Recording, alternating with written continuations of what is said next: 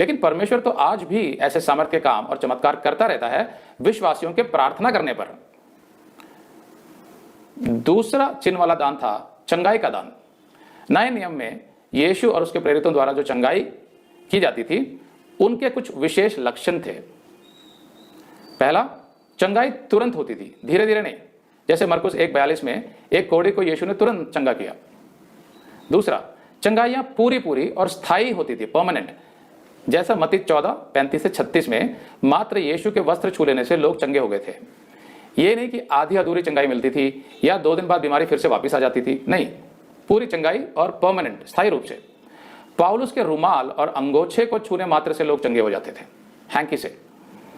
तीसरा, जो बीमारियां यीशु और प्रेरित चंगे करते थे वे प्रमाणित की जा सकती थी, ऑथेंटिकेट, मतलब कि उन्हें साफ देखा जा सकता था, जैसे जन्म के अंधे को आंखें देना, कोढ़ी का कोढ़ ठीक करना, झोले यानी लकवे के मारे को एकदम चंगा करना इत्यादि।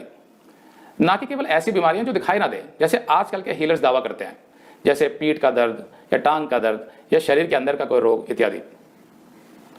यीशु के प्रेरित अपनी इच्छा से कभी भी किसी को भी ठीक कर देते थे।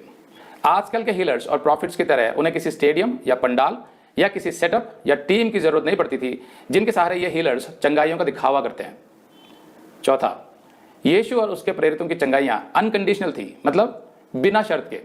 भले ही कोई यीशु को ठीक से जानता हो या नहीं, भले ही कोई यीशु पर विश्वास करता हो या नहीं, वे सबको चंगा कर देते थे।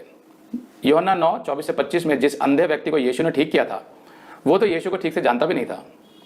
यीशु और उसके प्रेरित सबको चंगा कर देते थे, जैसा प्रेरितों के 5:16 में लिखा है। वे ये पूछकर चंगा नहीं करते थे कि भाई क्या तुम यीशु पर विश्वास करते हो, क्या तुम्हें पक्का विश्वास है कि यीशु तुम्हें चंगा कर देगा, तभी हम तुम्हें चंगा करेंगे। नहीं, ऐसा नहीं कहते थे वे सबको चंगा कर देते थे। आजकल के हीलर्स कभी कभी चंगाई ना मिलने पर कह देंगे तुम विश्वास नहीं करते इसलिए चंगे नहीं हुए हो। पांचवा, यीशु और उसके प्रेरितों का चंगाई देने के पीछे जो उद्देश्य था वो केवल किसी को उसकी शारीरिक तकलीफ से छुटकारा दिलाना नहीं था, बल्कि उसे सुसमाचार सुनाकर उसको आत्मिक चंगाई देना भी था, मतलब उसका उद्धार करना। लेकिन आजकल के हीलर्स जो अपने को अपोस्टल्स या प्रॉफिट कहते हैं, वे कभी भी अपनी मीटिंग्स में उद्धार का सुसमाचार स्पष्ट रूप से नहीं सुनाएंगे कि हर मनुष्य को, भले ही वो किसी भी धर्म या जाति का हो, उसे अपने पापों से मन फिराकर केवल यीशु को ही अपना उद्धारकर्ता स्वीकार करना होगा, तभी उसके जीवन में शांति आएगी और मृत्यु के पश्चात वो स्वर्ग जा पाएगा। ऐसा वे स्पष्ट नहीं करेंगे। वे यीशु का नाम तो लेंगे और बाइबल में से 2-3 वचन भी पढ़ेंगे, लेकिन सुसमाचार कभी सही रूप में नहीं सुनाएंगे। मालूम है क्यों? क्योंकि उनकी मीटिंग्स में हर धर्म के लोग जाते हैं शारीरिक चंगाई पाने के लिए कि शायद ये आदमी में ठीक कर देगा, लेकिन उनको यीशु को अपना एकमात्र परमेश्वर स्वीकार करने वाला संदेश इतना पसंद नहीं आएगा। मैंने देखा है कि बहुत से प्रचारक अपनी मीटिंग्स में कहेंगे यीशु परमेश्वर है जो आपके पाप क्षमा करके आपको उद्धार दे सकता है, लेकिन ये नहीं है सच्चा सुसमाचार। दूसरे धर्म के लोगों को अगर सच्चा सुसमाचार सुनाना है तो कुछ यूं कहिए, भाइयों और बहनों, मैं आपको बताना चाहता हूं कि परमेश्वर आपसे बहुत प्रेम करता है और इसीलिए वो आपको उद्धार करना चाहता है, लेकिन वो उद्धार केवल यीशु के बलिदान से ही होगा, क्योंकि यीशु के अलावा कोई दूसरा परमेश्वर नहीं है। जब आप बार बार ऐसा संदेश देने लगेंगे तो बहुत जल्दी आपकी मीटिंग्स में से लोग जाने लगेंगे। लेकिन यीशु और उसके प्रेरित चंगाई के बाद यही संदेश देते थे। चंगाइयां यीशु, उसके प्रेरितों और उनके संदेश को प्रमाणित करने के चिन्ह मात्र थे कि वे परमेश्वर की ओर से हैं, जैसा प्रेरितों के 2:22 में लिखा है। हे इजराइलियों, ये बातें सुनो कि यीशु नासरी एक मनुष्य था जिसका परमेश्वर की ओर से होने का प्रमाण उन सामर्थ्य के कामों और आश्चर्य के कामों और चिन्हों से प्रकट है जो परमेश्वर ने तुम्हारे बीच उसके द्वारा कर दिखलाए, जिसे तुम आप ही जानते हो। दूसरे कोरिन्थियों का 12:12 कहते हैं, प्रेरित के लक्षण भी तुम्हारे बीच सब प्रकार के धीरज सहित चिन्हों और अद्भुत कामों और सामर्थ्य के कामों से दिखाए गए। सातवां, आजकल के हीलर्स स्टेडियम में या पंडाल में जिन हीलिंग्स का दावा करते हैं उनमें कभी भी सभी रोगी चंगे नहीं होते। जो चंगे होने का दावा भी करते हैं उनकी चंगाई भी संदेहजनक होती है और पूरे सेटअप में उनकी खुद की टीम के साथ होती है, जिन पर विश्वास करना मुश्किल होता है। यीशु और उसके प्रेरित सबको चंगा कर देते थे, एक भी नहीं छूटता था, जैसा प्रेरितों के 5:16 में लिखा है। और यरूशलेम के आसपास के नगरों से भी बहुत लोग बीमारों और अशुद्ध आत्माओं के सताए हुओं को ला लाकर इकट्ठे होते थे और सब अच्छे कर दिए जाते थे, सब। आठवां और आखिर में, यीशु और उसके प्रेरितों के लिए चंगाई से ऊपर था परमेश्वर का वचन। लेकिन आजकल के हीलर्स का वचन से कोई खास लगाव नहीं होता। बस चंगाई को ही प्रधानता देते रहते हैं और चंगाई की ही पब्लिसिटी करते रहते हैं अपने मीटिंग्स में।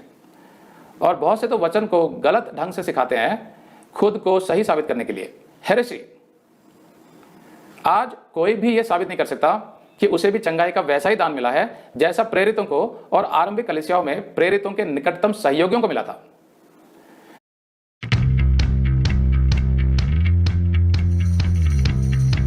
Domino's Pizza, food delivery. जिससे वे कोड़ियों को, अंधों को, लंगड़ों को सबको ठीक कर देते थे और यहां तक कि मुर्दों को भी तुरंत जीवित कर देते थे। आज कोई भी चंगाई के दान की इन 8 शर्तों को पूरा नहीं कर सकता जो मैंने अभी आपको बताए। आजकल के हीलर्स बस संदेहजनक चंगाइयां करते हैं या केवल चंगाई का दिखावा करते हैं। अगर आज कोई कहता है कि उसे चंगाई का दान मिला है तो मैं उसे स्टेज पर खड़ा नहीं करना चाहूंगा, बल्कि उसे कुष्ठ रोगियों के घर, अंधे लोगों के कैंप में, मंद बुद्धि अर्थात मेंटली चैलेंज्ड बच्चों के स्कूल में, एड्स से पीड़ित रोगियों के पास या कैंसर हॉस्पिटल में ले जाना पसंद करूंगा ताकि उनके दान की जांच हो सके। अगर दान सच्चा है तो वे इन सब को ठीक कर पाएंगे जैसे प्रेरित करते थे। लेकिन आज आपको ऐसा एक भी हीलर नहीं मिलेगा जो इन सब जगहों पर जाना चाहेगा। आप टीवी या इंटरनेट पर एक हीलर को किसी अंधे व्यक्ति को ठीक करते देखकर अचंभित हो जाते हैं। लेकिन मैं पूछता हूं कि क्या दुनिया में एक ही अंधा है? हमारे देश में अंधे लोगों के बहुत से हॉस्टल हैं। क्या आप वहां जाकर उन सबको ठीक करना पसंद करेंगे? अगर आपको चंगाई का दान मिला है तो परमेश्वर तो आपको नहीं रोकेगा उन सबकी चंगाई करने से, फिर आपको कौन रोक रहा है? जैसा मैंने पहले संदेश में समझाया कि बाइबल के पूरी हो जाने के बाद पहली सदी के अंत में परमेश्वर ने चिन्ह वाले दान समाप्त कर दिए थे। उनमें से एक था चंगाई का दान। लेकिन इसका मतलब यह नहीं है कि परमेश्वर आज चंगाई नहीं करता।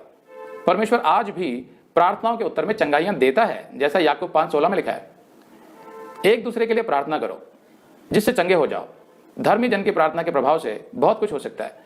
मेरा अपना जीवन का तजुर्बा यह है कि कई बार केवल प्रार्थनाओं से, या तो मेरी प्रार्थनाओं से या मेरे चर्च के लोगों की प्रार्थनाओं से खुद मेरी चंगाइयां हुई हैं। ऐसी चंगाइयां जो दवाइयां ठीक नहीं कर पाई, और मेरे परिवार में चंगाइयां हुई हैं। इसलिए मैं जानता हूं कि परमेश्वर स्वयं भी चंगा कर सकता है प्रार्थनाओं के द्वारा।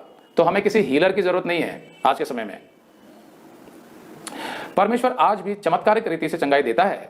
कभी कभी परमेश्वर तुरंत चंगाई देता है तो कभी कभी धीरे धीरे, और कभी कभी परमेश्वर दवाइयों और डॉक्टरों के माध्यम से भी चंगाई देता है।